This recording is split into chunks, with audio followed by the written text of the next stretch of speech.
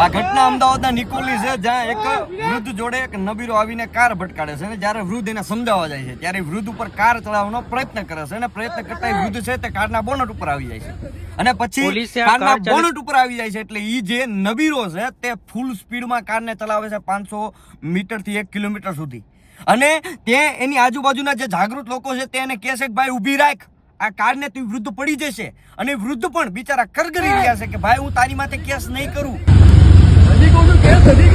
ઊભી રાખી દે કાર, મને નીચે ઉતારી દે.